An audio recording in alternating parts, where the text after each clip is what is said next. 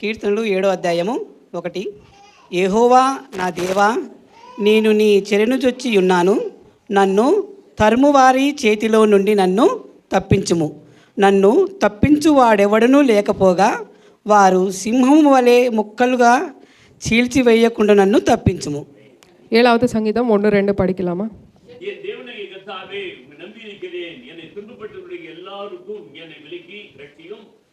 சத்ரு சிங்கம் போல் என் ஆத்மாவை பிடித்துக் கொண்டு போய் விடுவிக்கிறவன் இல்லாமல் அதை பீறாதபடிக்கு என்னை தப்புவியும். ஆமென்.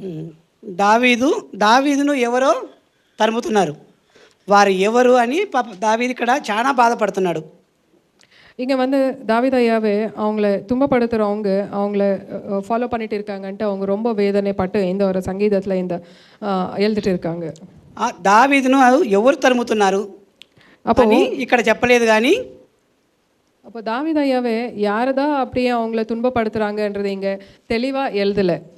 కానీ ఇక్కడ పైన ఒక హెడ్లైన్ ఉంది. ఆ హెడ్లైన్ చదువుకుందాం. ஆனால் இந்த ஒரு சங்கீதம் மேலே ஒரு 2 லைன்ஸ் எழுதியிருக்காங்க. அதை வந்து படிக்கலாமா? బెన్యామీను వంశస్థుడైన కూసు చెప్పిన మాటల నిర్ణయమై దావీదు యెహోవాను గూర్చి పాడిను. பெஞ்சமின் என்பவருடைய வார்த்தையின் நிமித்தம் தாவீது கர்த்தரை நோக்கி பாடின சிகாயா என்னும் சங்கீதம். బెన్యామీను వంశస్థుడైన కూసు చెప్పిన మాటలు. బెన్యామీను వంశస్థుడైన కూసు అంటే ఈ కూసు ఎవరు? பென்யாமினோ வம்சத்தினாரான அந்த கூஷு என்றவர் யாரு? కూసు అంటున్నాడు దావీదు. ఈ బెన్యామీను వంశస్థుడు అంటున్నాడు. దావీదు కూడా వాళ్ళు బెన్యామీను వంశస్థుడే. కానీ பென்யாமினோ வம்சத்தார் என்ற கூஷுன்ட்டு இங்கே எழுதப்பட்டிருக்கு. ஆனால் நம்ம பார்த்தோம்னா தாவீது ஐயா கூட அந்த ஒரு கோத்திரக்காரர் தான். కూసు అనే పదము మన బైబిల్లో ఎక్కడ అనే పేరు గల వ్యక్తి కనపడడు. கூஷு என்ற ஒரு மனிதன் நம்ம பைபிளில் நம்ம எங்கேயோ அவங்கள பற்றி எழுதவில்லை. బెన్యామీను వంశస్థులు అయినా కానీ కనపడడు. దావీదు అనుచరులలో కూడా కనపడడు. దావీదు బంధువులో కూడా కనపడడు.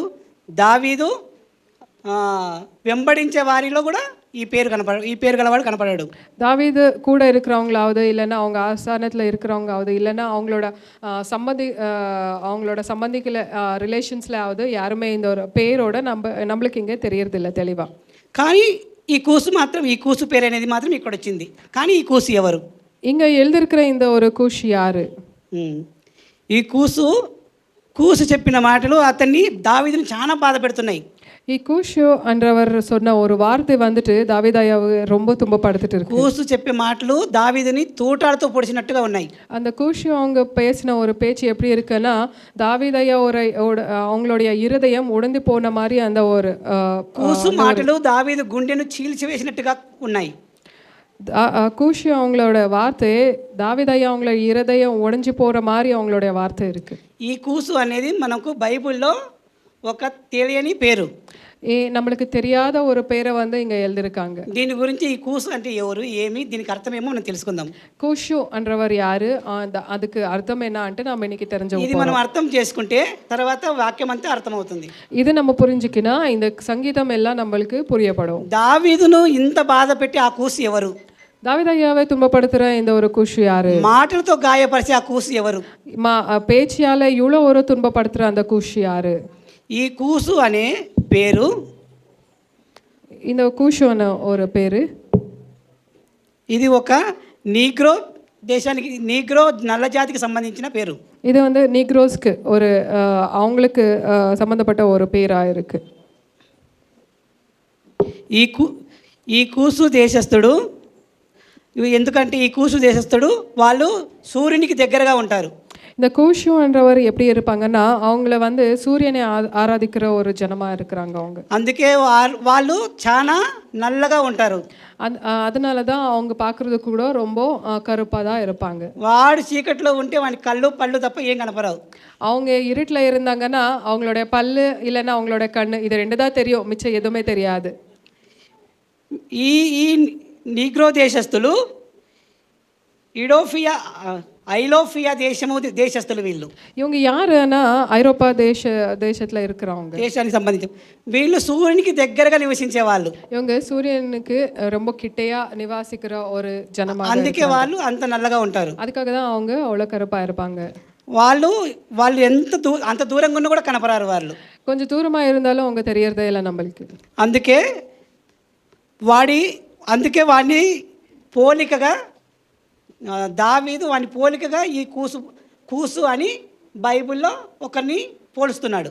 அதுக்காக தான் தாவீதையா இப்படி தெரியாத ஒரு மனுஷனை மாதிரி அவங்களுடைய பேர் இங்கே எழுதப்பட்டிருக்கு. వాని మనసు ఆ కూసు వానికి రంగు మాదిరిగా నల్లగా చీకటిలాగా ఉంది. இந்த கூஷ் அவங்களுக்கு எப்படி இருக்காங்களா, அவங்களோட கலர் மாதிரி அவங்க இருதயம் கூட கருப்பாதான் இருட்டாதான் இருக்கும். ఆ దావీదును వెంబడించే వాడు, దావీదును బాధ పెట్టే వాడి మనసు అంత క్రూరముగా అంత చీకటిలో దాగి ఉంది అన్నమాట. தாவீதாயாவே துன்பப்படுத்துகிற அவங்களுடைய இருதயத்தை துன்பப்படுத்துகிற அவங்க ஜனங்களோட ஆலோசனை எப்படி இருக்குன்னா இவ்வளோ இருட்டாவும் இருட்டு வேலை செய்கிறவராயும் వాడి మనసు ఎంత చీకటిగా ఎంత నల్లగా ఉందో ఆ విధంగా అందుకే కూసు అని ఈ పేరును దావీదు తీసుకున్నాడు. அவங்கள எவ்வளோ இருட்டான ஒரு ஆலோசனை அவங்க பெற்றிருக்கிறாங்களோ அதன்படியே இங்கே கூஷு என்ற பேர் ఈ எழுதப்பட்டிருக்கு. బైబిల్లో కొంతమంది పెద్దలు పండితులు చెప్తున్నారు ఏమంటే ఈ కూసు దేశస్థుడు ఎవడో కాదు, దావీదు పక్కన ఉన్న అనుచరుడేమో. అందుకు దావీదు పక్కనే ఉండు దావీదునే పుల్లలు గుచ్చి దావీదునే హింసిస్తూ సౌలుకు దావీదు విషయాలన్నీ చేరవేస్తున్నాడేమో. சில பேர் பெரியவங்க இல்லைன்னா ரிசர்ச் பண்ணுறவங்க என்ன எழுதியிருக்காங்க, எப்படி சொல்கிறாங்களான்னா இந்த கூஷன்றவர் யாரும் இல்லை, தாவீது கூடவே இருந்து தாவீதாயா எங்கெங்கே போகிறாங்களோ என்னென்ன பண்ணுறாங்களோ இதை பற்றி அவங்களுடைய அப்போசிஷனுக்கு இல்லை விரோதுக்கு அந்த ஒரு இன்ஃபர்மேஷன் எல்லாம் கொடுக்குற ஒரு மனிதனாக கூட இருக்கலாம் அண்டு. వీడు లేకపోతే సౌలు పక్కన ఉన్నవాడేమో, இல்லைன்னா அவங்க சவுலுக்கிட்ட இருக்கிற ஒரு மனுஷனாகவும் இருக்கலாம். సౌలు అనుచరుడేమో, இல்லைன்னா சவுலுக்கிட்டே வேலை செய்கிற ஒரு ஆளாக இருக்கு. సౌలుకు దావీదు మీద లేనిపోని మాటలని చెప్తున్నాడు. சவுலையாக்கு தாவீது பற்றி அவங்க பற்றி விரோதமாக பேசுகிற ஒரு மனிதனாக கூட இருக்கலாம். దావీదు ఇలా అన్నాడు అలా అన్నాడు ఇలా అన్నాడు అలా అన్నాడని సౌలు గారికి లేనిపోని మాటలు చెప్పి రెచ్చగొడుతున్నాడు. தாவீது பேசாத ஒரு பேச்சியை இப்படி அப்படி பேசியிருக்கலான்னு சொல்லிட்டு அங்கே போய் சவுலுக்கிட்டே இவங்க பற்றி இப்படி பேசினாங்கன்ட்டு இல்லாத விஷயத்தை பற்றி சொல்கிறவங்களும் இருக்கலாம். వాడు సౌలు అనుచరుడేమో అని కొంతమంది అనుకుంటున్నారు. சவுலுக்கிட்ட வேலை பண்ணுறவங்கன்ட்டு கொஞ்சம் பேர் நினச்சிட்டு இருக்காங்க. అట్లా ఇంకా కొంతమంది ఏమనుకుంటున్నారు, ఈడు దావీదు బంధువులలో ఏమన్నా ఉన్నాడేమో. இல்லைன்னா இன்னும் கொஞ்சம் பேர் என்ன சொல்கிறாங்களான்னா இவங்க தாவீது ஐயாவோட ரிலேட்டிவாக இருக்கலாம். సౌలు దగ్గర ఉన్నవాడే దావీదును రెచ్చగొట్టి మాట్లాడుతున్నాడేమో. சவுலையக்கிட்ட இருக்கிறவங்களே தாவீதை பற்றி கெட்டதாக பேசிட்டு இருக்காங்களே நாவோ. విని వాని మనసు ఎట్లా ఉందంటే సౌలు బుద్ధిలాగా ఈ కూసు బుద్ధిలాగా ఉంది. కూసి మనసులో மனிதனோட யோசனை ஆலோசனை எப்படி இருக்குன்னா இருட்டான ஒரு ஆலோசனை மாதிரி இருக்கு. వీడు దావీదును ఎప్పుడెప్పుడా వాడిని సింహం వల్ల మింగివేద్దామా అని ఉన్నాడు. அவங்களோட எண்ணம் எப்படி இருக்குன்னா எப்போ தாவீது அவங்க கிடைச்சிட்டா அவங்கள ஒரு சிம்மம் மாதிரி ஒரு லயன் மாதிரி அவங்கள பிடிச்சிட்டு இழிச்சிட்டு போகலாமான்ற மாதிரி அவங்க வெயிட் பண்ணிட்டு இருக்காங்க. వీని క్యారెక్టర్ ఎట్లా ఉందంటే పుల్లలు పెట్టేవాడిలాగా ఉంది. இவங்களோட அந்த கூஷு என்ற பேரோட மனிதனோட கேரக்டர் எப்படி இருக்குன்னா இல்லாத பொய்யெல்லாம் பேசுகிற இல்லை சொல்கிற ஒரு கம்ப்ளைண்ட் இல்லை சொல்கிற ஒரு மனிதனாக இருக்கிறாங்க. వీడు పుల్లలు పెట్టి అగ్గి పెట్టి వెలుగు ఆ అగ్గిలో వచ్చే వెలుగు కూడా సాలేదని పెట్రోల్ పోసి కూడా ఆనందించే వాళ్ళలాగా ఉన్నాడు.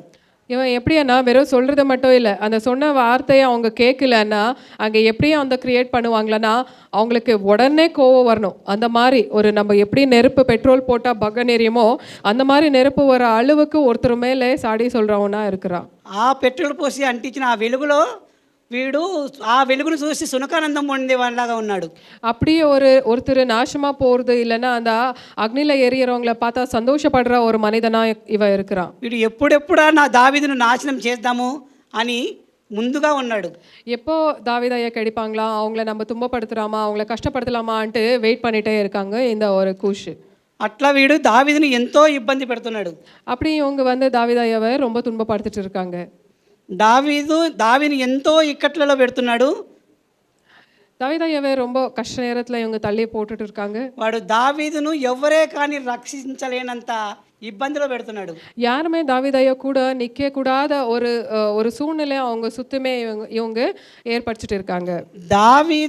దావీదుకు ఎలా ఏ మనిషి కూడా ఏ సహాయం కూడా చేయకూడదు అన్నంత ఇక్కట్లలో ఉంచుతున్నాడు. தாவீதய்யாக்கு யாருமே எந்த ஹெல்ப் பண்ணக்கூடாது அந்த ஒரு நேரத்தை இவங்க வந்து கொடுத்துட்டு இருக்காங்க தாவீதய்யாக்கு. అంత లోతుకు ముంచి వేస్తున్నాడు, అంత బాధలో ముంచి వేస్తున్నాడు. அந்த அந்த அளவுக்கு இவங்க கஷ்டப்படுத்திட்டு இருக்காங்க, துன்பப்படுத்திட்டு இருக்காங்க தாவீதய்யாவை. అట్లాంటి సమయంలో அப்படிப்பட்ட நேரத்துல தான் దావీదు ఒకే ఒక్క చిన్న అవకాశము, அந்த நேரத்துல தாவீதய்யாக்கு ஒரே ஒரு சின்ன ஒரு சான்ஸ் கிடைக்கும். అది దేవునికి ప్రార్థించడం. அது என்னன்னா அது தகப்பனுக்கு ஆண்டவருக்கு அவங்க வந்து பிரார்த்தனை ஒரு ப்ரேயர் பண்றது மட்டும்தான். దావీదు దేవునికి ప్రార్థిస్తున్నాడు. தாவீதய்யா ஆண்டவர்கிட்ட ஜெபம் செய்றாங்க. దేవా ఒకటో వచ్చింది, దేవా యెహోవా నా దేవా, నేను నీ శరణు చొచ్చి ఉన్నాను, నన్ను తరుము వారి చేతిలో నుండి నన్ను తప్పించుము, నన్ను తప్పించువాడెవడు లేకపోగా వారి సింహము వలె ముక్కలుగా చీల్చివేయుటకు నన్ను చీల్చివేయక ముందుకే నన్ను తప్పించుమంటున్నాడు. நான் உங்களை தானே நம்பியிருக்கேன், என்னை யாருமே தப்பு வைக்காதபடி என்னை இந்த சூழ்நிலையில் அந்த ஒரு மனிதன் என்னை விடுவிக்காதபடி என்னை என் சுற்றிலுமே அந்த ஒரு சூழ்நிலை தான் இருக்குது. ஆனாலும் ஆண்டவரே நீங்கள் என்னை தப்பு வையுமான்ட்டு அவங்க வேண்டிக்கிட்டு ஆண்டவர்கிட்ட ஜெபம் செய்கிறாங்க. ఈ దావీదు గారి మంచి గుణం ఇదే. தாவீதய்யா கிட்ட இருக்கிற ஒரு நல்ல ஒரு குணம் அண்ணா இதுதான். శత్రువు తనను ఎంబడిస్తున్నా కానీ శత్రువు మీదకి తిరగబడే గుణము లేకుండా శత్రువును దేవునికి అప్పగించే గుణము. ஏன்னா சத்ரு வந்துட்டு அவங்கள துன்பப்படுத்திட்டு இருந்தாலும் எவ்வளோதான் அவங்க ப்ராப்ளம் கொடுத்துட்டு இருந்தாலும் அந்த நிலைமையிலும் ஆண்டவரை பார்த்து ஆண்டவருக்கு இந்த விரோதியை அவங்க கையில் தான் ஒப்ப வைக்கிறாங்க இந்த ஒரு விரோதிங்களை. அதுதான் ஒரு நல்ல ஒரு குணம் தாவீதய்யா கிட்ட இருக்குது.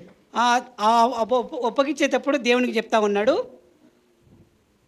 3, 4, 5.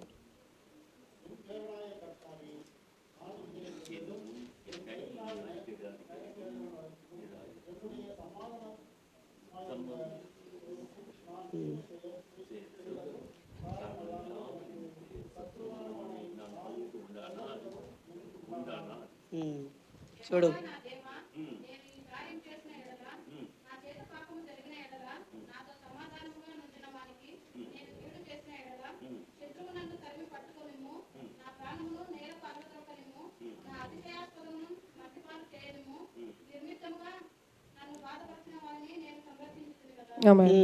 చూడు దావీదు, దేవా నీవు ఈ టైంలో నన్ను చూసి చూడనట్టు పోవాకు.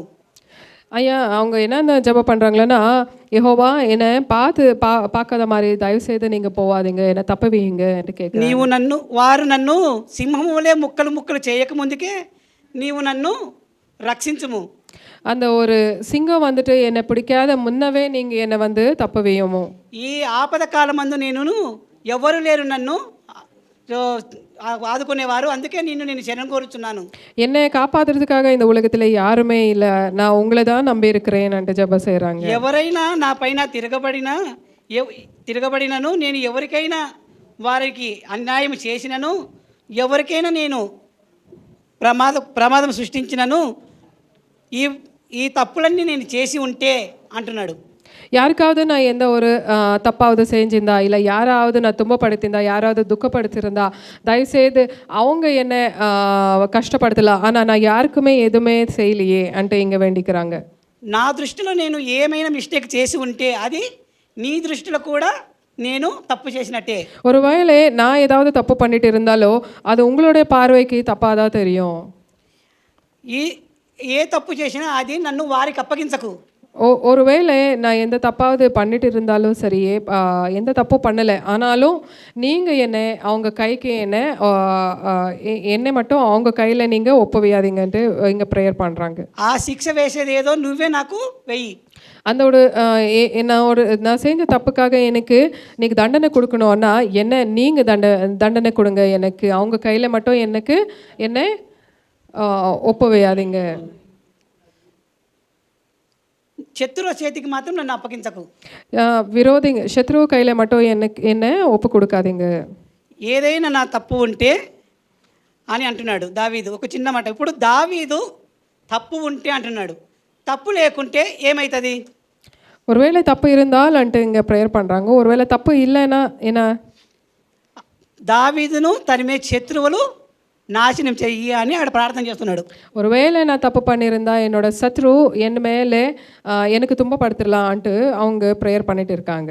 అందుకే మనము నిర్ణీతముగా నన్ను బాధించు వారిని నేను సంరక్షించింది కదా అంటున్నాడు. మళ్ళా என்னை எந்த தப்பு இல்லாத இருந்தாலும் என்னை துன்பப்படுத்தவங்களுக்கும் நான் அவங்கள காப்பாத்திருக்கேனே అంటూ அவங்க இங்கே சொல்லிட்டு ఇప్పుడు ఈ మాటను బట్టి దావీదు ఎవరు ఆ బాధించేవాడు అని తెలుస్తుంది. இந்த ஒரு லைன் பார்த்தோன்னா நம்ம தாவீது ஐயாவை துன்பப்படுத்தினவங்க யாருன்ட்டு நம்மளுக்கு இங்கே தெரியும். ఎవరో కాదు, నన్ను వెంబడించేది కూసు లాంటి వాడు ఎవడంటే సౌలు గారే.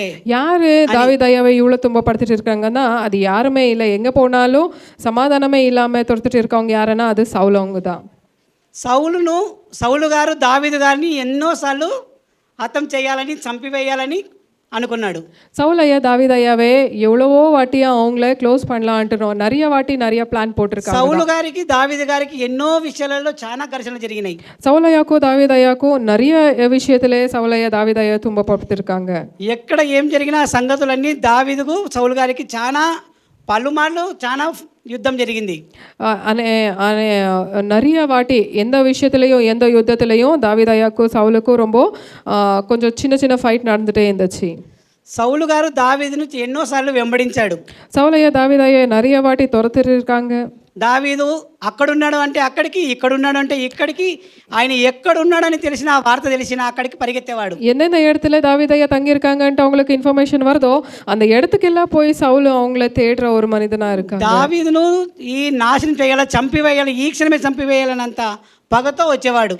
எப்படி போகிறாங்கன்னா அவங்க கைக்கு கிடைச்ச உடனே அவங்கள கொண்டுடலான்ற ஒரு ஆலோசனையில தான் அவங்க போகிறாங்க. దావీదు కొరకు పరిగెత్తి పరిగెత్తి పరిగెత్తి అలసిపోయేవాడు. தாவீது ஐயாவை தேடி தேடி தேடி அவங்க எப்படி இருப்பாங்கன்னா டயர்டாகி போயிடுவாங்க. அவங்க అలసిపోయి ఒకసారి ఒక చల్లని ప్రదేశంలో నిద్రపోతాడు. அப்படி அவங்க துரத்துட்டு இருக்கும்போது ஒரு டைமில் அவங்க என்ன பண்ணுறாங்கன்னா ஒரு பிளேஸில் வந்துட்டு அவங்க தூங்கிடுவாங்க. அவங்க ரெஸ்ட் எடுத்துகிட்டு இருக்காங்க. ఆ రాత్రి వేళ పనుకున్నప్పుడు దావీదు గారికి సౌలు చిక్కిపోతాడు. அந்த ஒரு நைட்டில் தாவீது ஐயாவுக்கு தெரிஞ்சு வரும் சவுல் அவங்களோட டீம் எங்கே இருக்காங்க. దావీదు గారి అనుచరులు ఇప్పుడు ఏమంటారు? మై డియర్ బ్రదర్, ఇప్పుడు ఈ సౌలు మన చేతికి చిక్కిపోయినాడు, ఇతన్ని మనము హతం చేద్దాం, చంపేద్దాం అంటారు. அப்போது தாவீது ஐயா கூட இருக்கிறவங்க என்ன சொல்கிறாங்கன்னா, நாம் எதுக்கு எப்பவும் நாம் தான் இவங்க கையில் இவங்க கையிலேருந்து ஓடி போடணும், இப்போ இவங்க நம்ம கையில் கிடச்சிருக்காங்க, இவங்க எல்லாமே நம்ம க்ளோஸ் பண்ணிடலாம் அப்படி ஒரு ஐடியா கொடுப்பாங்க. దావీదు ఏమంటాడు? నోను వద్దు, ఈయన మన దేవుని చేత అభిషేకించబడినవాడు. ஆனால் தாவீது ஐயா பாருங்க எவ்வளோ தெளிவாக இருக்காங்க. அவங்க என்ன சொல்கிறாங்க? இல்லை இல்லை, இவங்க ஆண்டவராலே அபிஷேகப்பட்டவங்க కాబట్టి మనం చంపకూడదు. దేవుని చేత అభిషేకించిన వాడు కాబట్టి మనం చంపకూడదు. ஆண்டவரே அபிஷேகித்த ஒரு மனுஷனை நம்ம தொடக்கூடாது, அவங்கள இந்த மாதிரி நம்ம செய்யக்கூடாது అని ఆయన వస్త్రము తన ఒంటిపైన ఉన్న వస్త్రములో ఒక చుండిని ఒక ముక్కగా కట్ చేసుకొని అక్కడి నుంచి వెళ్ళిపోతాడు. அதனால யூஸ்வலாக நம்ம கிங்ஸ் பார்த்தோன்னா அவங்க ஒரு ட்ரெஸ் போட்டுட்டு அது மேலே ஒரு ஷாலு மாதிரி போட்டிருப்பாங்க இல்லையா, அந்த ஒரு அந்த ஷாலுல ஒரு சின்ன பீஸ் அவங்க கட் பண்ணிட்டு போயிடுவாங்க வெளியே. ఉదయాన్నే లేచి ఒక మంచి వార్త పంపిస్తాడు సౌలుకు. அப்படி பண்ணிட்டு வந்ததோ சவுலையாக்கு ஒரு நல்ல ஒரு விஷயம் அவங்க அனுப்புகிறாங்க. అయ్యా సర్జీ, ఇదిగో నీ చున్నీ ముక్క నా దగ్గర ఉంది. அவங்க என்ன சொல்லுவாங்கன்னா, சர்ஜி நீங்கள் இது ஒன்று தெரியாமல் படுத்துட்டு இருக்கீங்க பாருங்கள், உங்களோட ட்ரெஸ்ஸு ஒரு பீஸ் வந்துட்டு என் கையில் இருக்குது. నువ్వు నిద్రించే సమయంలో ఆ రాత్రి వేళ నువ్వు నాకు చిక్కిపోయినావు.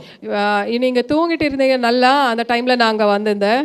నువ్వు కానీ ఆ కోపంలో రాత్రి నేను ఏమైనా చేసేవాడిని. அப்படி நீங்கள் கிடைச்சப்போ நான் உங்களை எது வேணாலும் பண்ணியிருக்கலாம், కానీ నేను ఏమీ చేయలే నిన్ను. ஆனால் நான் உங்களை ஒன்றுமே செய்யலை. నువ్వు నన్ను ఎందుకు ఇంత వేధిస్తున్నావు? நீங்கள் என்னை எதுக்கு இவ்வளோ துன்பப்படுத்துறீங்க? నీకు నా పైన ఎందుకు ఇంత కోపం? என் மேலே எதுக்கு உங்களுக்கு இவ்வளோ கோபமாக இருக்கு? నేను నీకు ఏం చేసినాను? உங்களுக்கு நான் என்னதான் பண்ணிருக்கேன் అని మంచి వార్త పంపిస్తాడు. இப்படியோப்பட்டதா ஒரு இன்ஃபர்மேஷன் வந்துட்டு சவுலையாக்கு அவங்க அனுப்புகிறாங்க.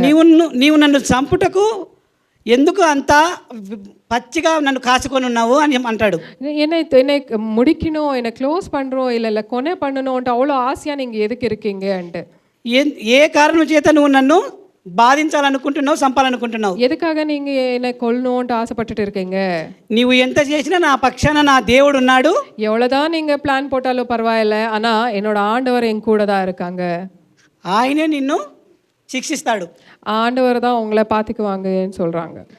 నేను ఆయనను శరణు కోరి ఉన్నాను కాబట్టి ఆయనే నిన్ను శిక్షిస్తాడు. நான் ஆண்டவரையே நம்பியிருக்கிறேன், அவரே உங்களுக்கு தீர்ப்பறியாக இருப்பாங்க. దావీదు ఎలాంటి తప్పు చేయలేదు అంటున్నాడు. தாவீதையா இங்கே பேசும்போது நான் எந்த தப்பும் பண்ணலன்ட்டு பேசிட்டு இருக்காங்க. దావీదు ఏం తప్పు చేయలేదా? தாவீதையா எந்த தப்பும் பண்ணலையா? ఎన్నో తప్పులు చేశాడు. தப்பு பண்ணியிருக்காங்க தான். శత్రువులను యుద్ధంలో పరిగెత్తించి చంపుతాడు. யுத்த சமயத்தில் அநேக மனுஷருங்களே அவங்க கொண்டு இருக்காங்க. ఎంతో మంది జనాలను చంపేస్తాడు. ఎన్నో వేల మంది జనాలను చంపేశాడు. யுத்தத்தில் போகும்போது அநேகர் கைக்கு கிடைச்சவங்களெல்லாம் அவங்க கொண்டு போட்டிருக்காங்க. ఒక స్త్రీ వ్యామోహంలో పడి వ్యభిచారం కూడా చేస్తాడు. ஒரு ஸ்திரீயை பார்த்துட்டு அவங்க தப்பு பண்ணியிருக்காங்க. ఆ స్త్రీ భర్తని తనని యుద్ధానికి పంపించి చాలా కుట్రబడి అక్కడ తనని కూడా యుద్ధంలో చంపిస్తాడు. இந்த தப்பு பண்ணது மட்டும் இல்லை, அந்த ஸ்திரீயோட புருஷனை வந்துட்டு பிளான் பண்ணி யுத்தத்துக்கு அனுப்பி அவங்கள கூட கொலை செஞ்சுருக்காங்க. కానీ ஆனாலும் నేను తప్పు ఈ కార్యంలో నేను తప్పు చేసిన ఎడలా, ஆனாலும் தாவீதா என்ன சொல்கிறாங்களான்னா, இந்த விதத்தில் நான் தப்பு செஞ்சிருந்தால் என்று இங்கே கேட்குறாங்க. ఈ కార్యంలో నేను తప్పు చేసిన ఎడల నీవు నన్ను ఆ నా శత్రువులకు అప్పగించు అంటున్నాడు. நான் தப்பு செஞ்சிருந்தால் ஒருவேளை என்னோட சத்ருக்கு என்ன ஒப்பு கொடுங்கன்ட்டு இங்கே கேட்குறாங்க. దావీదు ఎన్ని తప్పులు చేసినా మన దేవుడు ఊరుకునేవాడా? தாவீதையா தப்பு பண்ணுறப்போ ஆண்டவர் சும்மா இருக்கிற ஆண்டவரா நம்மளுடைய கடவுள்? కాదు. ఆయన నీతి గల దేవుడు, న్యాయము గల దేవుడు, పవిత్రమైన దేవుడు. நம்மளுடைய ஆண்டவர் வந்து நீதிக்கு பிதா, அவங்க வந்து நீதியை காக்கவர். దావీదు చేసిన తప్పులకు ఆయన శిక్ష ఆయనకు ఇచ్చినాడు. தாவீது செஞ்ச தப்புக்கு எல்லாமே ஆண்டவர் அந்தந்த நேரத்தில் அந்தந்த விதத்தில் அவங்களுக்கு பனிஷ்மெண்ட் கொடுத்துருக்காங்க. కానీ దావీదు ఇప్పుడు ప్రజెంట్ పరిస్థితి ఏమంటే,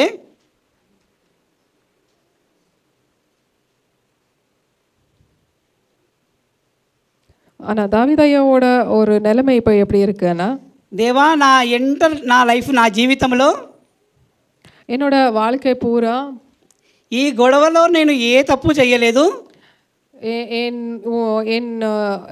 என்னோட வாழ்க்கையில் நான் எந்த தப்பும் பண்ணலை. అందుకే నేను నీ చెరను చేర్చి ఉన్నాను, నన్ను కాపాడు. அதுக்காக நான் உங்களையே நம்பியிருக்கேன், உங்களையே நான் நம்பியிருக்கிறதுனால என்னை காப்பாற்றுங்கன்ட்டு அவங்க ஜெபம் செய்கிறாங்க. కంటిన్యూ సరే, ఓకే. అందుకే ఇప్పుడు దావీదు అంత శత్రువులను కూడా చంపకుండా తిరగమల్లకుండా దావీదు దేవునికి అప్పగిస్తున్నాడు.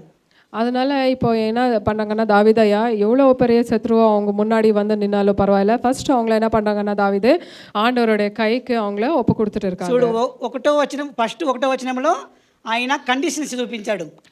நம்ம ஃபர்ஸ்ட் వర్సెస్లో பார்த்தோன்னா அவங்க என்ன பண்ணாங்க, அதை பார்த்துட்டு அவங்க ஒரு కండిషనాக சொல்லிட்டு இருக்காங்க. రెండో వచనంలో, మూడో వచనం, 4, 5వ వచనంలో నా తప్పు ఏమన్నుందా అంటున్నాడు.